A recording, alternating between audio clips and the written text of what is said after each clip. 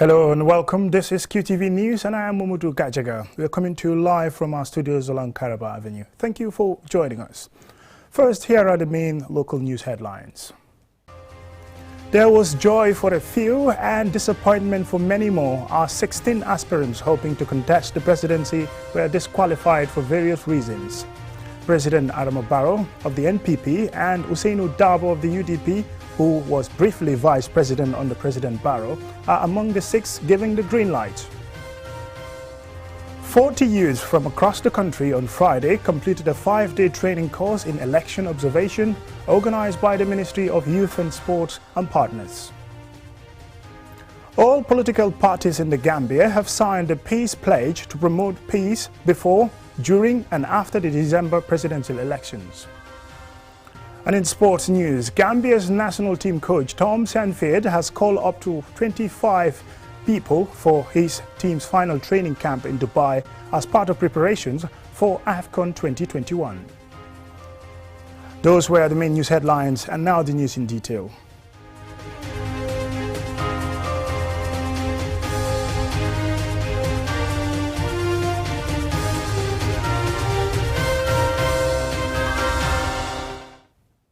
Welcome and thank you for joining us. Well, there was joy for some and huge disappointment for many as the Independent Electoral Commission, IEC, earlier today announced the candidate who made the cut for the presidential election in the Gambia. More in this report by Ansumane Sonyasi. Which held the interest of the nation via the televised presidential nominations, the moment of truth arrived with the Electoral Commission chairman making the announcement. When the dust had settled, only 6 people remained to contest December's election. The majority were disqualified for not meeting the required number of nominating signatures, and 1 aspirant was disqualified for forgery. Those disqualified are Joseph H. Juf, Marisok Jobate, Alhaji Mamadi Kurang, Ibrahima Tabora Mane, Momodu Ba, Bankole Ahiji, Mamadi K.S. Kamara, Sheikh Matar Nyang, Papa Fall, all independents, plus Lamin Satu Bojang, ANRD, Mai Ahmad Fati, GMC, Dr. Ismaila Sise, CA, Sheikh Tijan Hydra, GANU, and Yusufa Dumbuya, DP. Matthew Gomez withdrew. Here's the IEC's chairman, Ali Mamanjai. The nomination of Ali Sow is hereby nullified by the Independent Electoral Commission due to the fact that forgery has been detected on the support nomination form. This is classified as an offense in Section 112A of the Election Act. And now those qualified to contest the elections come 4th December. 1. ENM Seydou Dabo, duly nominated. ENM Seydou Dabo's nomination is hereby accepted in accordance with Section 46 of the Election Act. 2. GDC Mama Kande. Mama Kande's nomination is hereby accepted in accordance with Section 46(1) of the Election Act.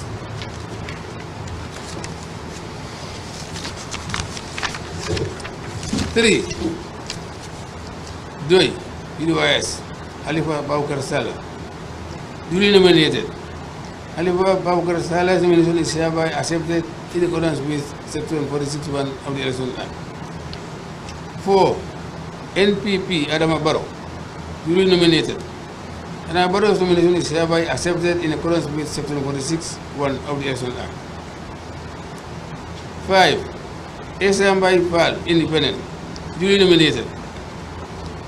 Esambai Fall's nomination is hereby accepted in accordance with Section 46(1) of the Election Act. And 6. NUP Abdullah Ibrahim Jami, duly nominated. Abdullah Ibrahim Jami's nomination is hereby accepted in accordance with Section 46(1) of the Election Act. Well, this is it. Thank you all very much. Thank you for your attendance. Well, that was the IEC chairman, Aliu Mamanjai, ending that report. 40 youths across the country on Friday completed a 5-day training course in election observation organized by the Ministry of Youth and Sports, supported by the African Union Commission. More in this report. As the Gambia prepares to enter an election cycle, preparations and training for election observation is important for accountability and transparency, especially for the youths who make up over half of the country's population. Representing the African Union Commission, Robert Geranje is the principal advisor to election management bodies.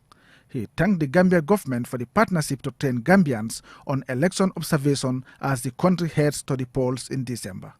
We know that investing in the young people has long-lasting and long-term dividends. And these 5 days where we have partnered with the government of the Republic of Gambia so that we may provide capacity building. Honorable Minister, we were privileged during this training. We had facilitators from Zimbabwe and also Republic of Ghana. And the young people participated in this training will also one day be training other people beyond Gambia, because now they are certified trained trainers in citizen election observation. Sanaba Jaula, who spoke on behalf of the participants, said the knowledge gained in the training will be implemented appropriately. Just to assure you that the caliber of people that are gathered here and the institutions that they represent, such a training is not going to be a waste. And it will continue to be a platform that we are going to use to transmit the information to other parts of the world when we are called. The greatest investment that any institution or person could do is to invest in education, but more so on the advancement of youth and women. And that is basically what we have here. Addressing the participants, the Minister of Youth and Sports, Bakari Baji, said Gambian youths are keenly interested in politics and the government will ensure peace prevails in the upcoming elections. This could not have come at a better time than now, for the fact that Gambia would be heading towards the presidential elections on the 4th of December this year. It has been reported that in the past registrations, total number of people that have registered, about 57 or 56% of them are youth. And that is due largely to the fact that young people have started to realize that they need to move away from just talking about politics and governance, but to get to a level where they are part of the people that will be making the decisions in terms of voting for the right candidates to represent them across the board, from the presidential, parliament to the local government election. Let me assure all of you that the government of the Gambia, under the leadership of President Adama Barrow, is committed to ensure a free and fair elections in a very peaceful and secured environment. According to the African Union Commission representative Robert Geranje, the Gambia is the first country to host such a gathering. He says he is hopeful that the knowledge gained by the participants will help improve standards in the upcoming December elections. Babakar Sise, QTV News. All political parties in the Gambia have signed a peace pledge to promote peace before, during and after the December presidential elections. The peace pledge was developed with support from development partners through the Inter-Party Committee. Modulamin Choi reports. At a media briefing a few days before the electoral campaigns begin on the 9th of this month, all registered political parties, including President Adama Barrow's NPP, have signed a peace pledge, also referred to as the Janjanbureh Peace Accord, for a violence-free presidential election. Here is Musa Mulnyasi, who is the co-chair of the Inter-Party Committee. The Inter-Party Committee enjoins every political actor in this election to honor the spirit and the letter of the Inter-Party Committee's MOU, the IEC's Code of Elections Campaign Ethics, and the peace pledge to which party leaders have agreed. Candidates and their supporters in this election are also urged to accept election results that will be announced by the IEC if adjudged to be a free, fair and credible electoral process. This is a key provision of the peace pledge that the parties have signed. The peace pledge was developed during the IPC's third quarterly breakfast meeting on September 25th with technical support from development partners. The signing ceremony was witnessed by the Independent Electoral Commission. The IPC planned to engage nominated independent candidates to sign to the peace accord. The IPC therefore calls on candidates and political parties to join hands with the IPC, the IEC and other relevant stakeholders to safeguard our hard-earned democracy by embracing the progressive options of dialogue. political tolerance, and peace before, during, and after election. The party committee has developed a strategy to popularize the peace accord across the country for party supporters to understand. Part of this strategy involves carrying peace messages in 5 different local languages on media platforms in the country. Second one is, you may be aware that we have customized the Memorandum of Understanding in which the Code of Conduct is embedded. The target is for that one also to be distributed among all the regional education offices, so that in every senior secondary school across the length and breadth of the country, they will have few copies of the MOU. Students that have reached the voting age will have the opportunity to read and understand what the leaders have agreed amongst themselves. So that's the approach we are taking. The Peace Pledge aims to build on lessons learned from Gambia's recent political history to strengthen our democracy for a tolerant people and for peaceful coexistence. The IPC is of the firm belief that the cohesive existence of the country and the overall national interest should supersede personal or partisan consideration at all times. The December 4th presidential election, therefore, presents another great opportunity for all Gambians and friends of the Gambia to build on the country's democratic gains. Long live IPC the Gambia, and long live the Republic of the Gambia. Peace before, during and after elections is fundamental to national development, the promotion of which must be the responsibility of every citizen. For the election is a democratic process that protects the Republic, the depository of our sovereign power. Mohamed Lamin Choi, QTV News. Indeed, peace should reign throughout the election cycle and even post-election. That will take us to a short commercial break, and when we return, we'll still have some more local stories for you. Do stay tuned.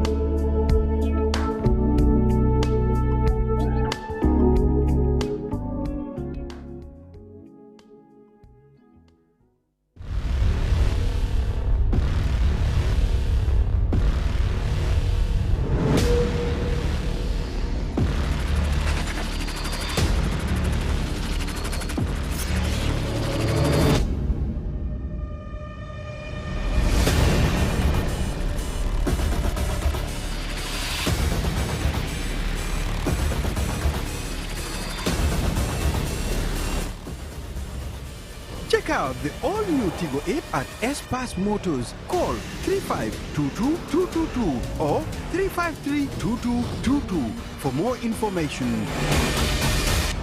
Cherry.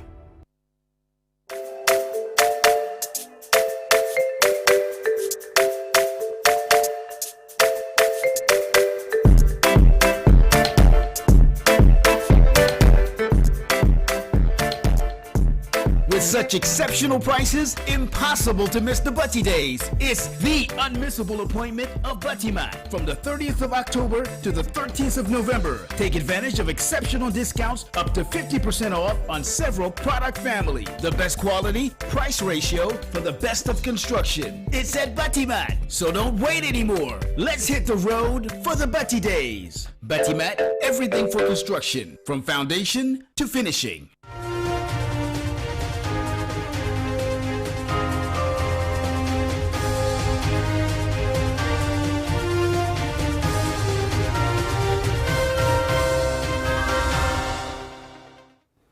Welcome back, and thank you very much if you're just joining us. This is QTV News.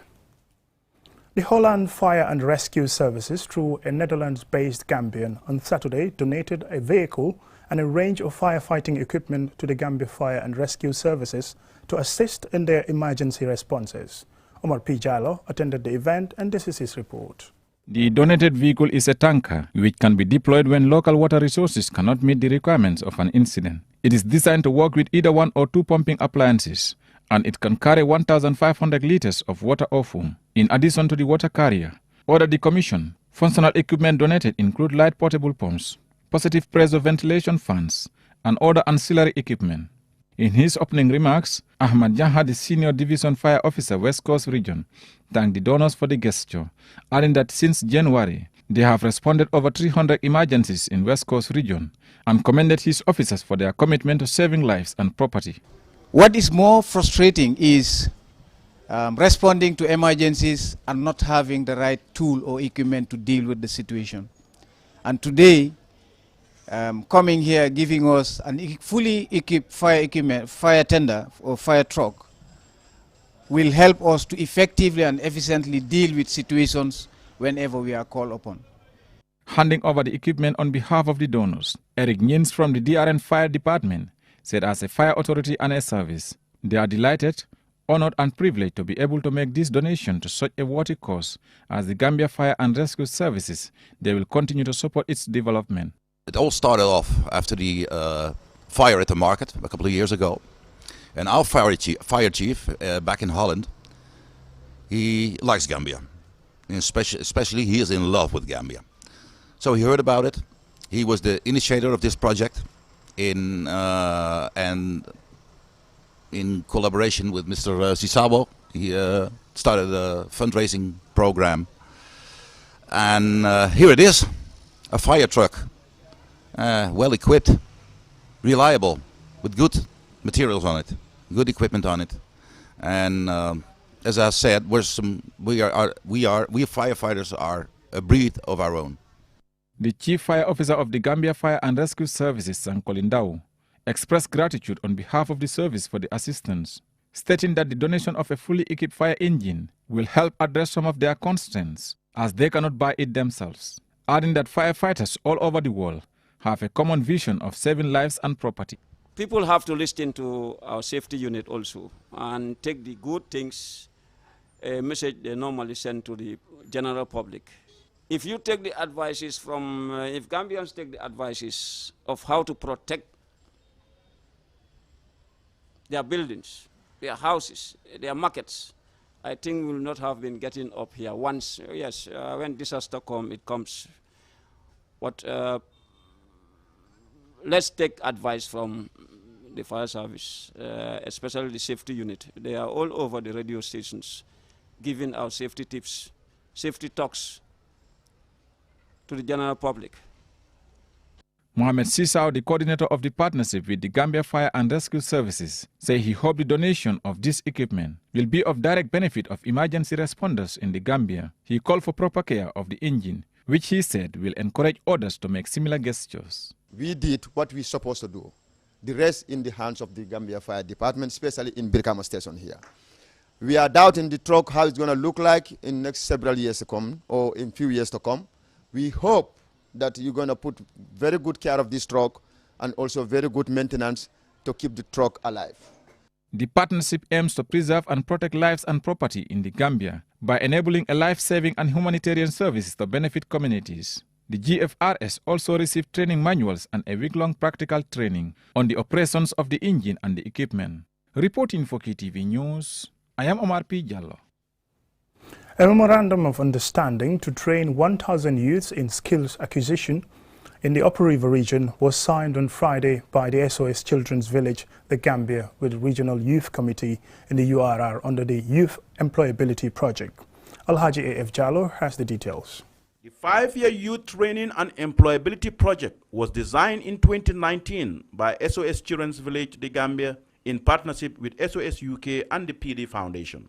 At the signing ceremony, Mohamed T. Jobate, the project coordinator for SOS Gambia, said the project seeks to address irregular migration, low retention in schools, youth unemployment, gender-based violence, and numerous challenges confronting young people.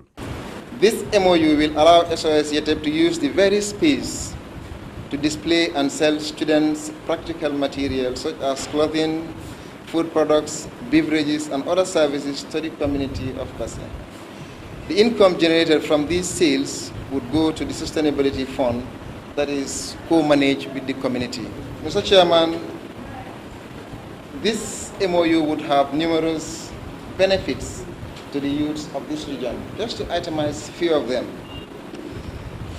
It would create a market opportunity for SOS YETEP to make sales of the practical materials in terms of clothing, bag, artistic works, foods, and beverages. Boubacar Sidibe, the regional youth chairperson, said the MOU will add value to the already existing programs designed for the youth and will help close the gap of youth unemployment in the Gambia. This MOU also, it's going to serve as a tool of promoting youth activities. Because if you understand the RYC, that is the Regional Youth Committee, is always coming up with activities. So if you understand that, of course, SOS and RYC, we are all doing almost the same thing because they are also working with young people. But together, we believe we can do a lot of promotional activities, how we can get young people involved. This could come in various aspects because we all know the aspect that they are dealing with. Now they are having different components. They have their youth sectors, they have their schooling and others. So, but together, I believe we can make it work. Abubakar Kurubali, a member of the project steering committee, acknowledged the importance of the project but raised concern over the enrollment process. You see, the target of the training is 200 youths every year. We are talking about 148 on internship. We have fallen short of 52 young people who should have been in that training.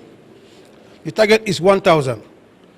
If the first year, yes, we know COVID has come, it has affected us. Some people fell by the way due to COVID closure. Some left school, some were dropped out, some went to marry. We have a lot of factors. We have done the statistics at the Ministry of Basic and Secondary Education. So we know the factors that have related to that. But let us not allow it to happen. Right now, the project is struggling to have another 200 young people again for this batch. Still, we are not up to 200 yet. Where are the people? Please, let's make it a point of duty and ensure that people come to this training. It's absolutely free. The project will be hosted by the community of Basse Mane Kunda, will see youths trained for free in mobile phone repairing and networking, catering and hotel management, literacy and handicraft work, sewing and designing, and social work. Reporting for QTV News, I am Alhaji F. Jallo. That report by Alhaji A.F. Jallo takes us next to sports.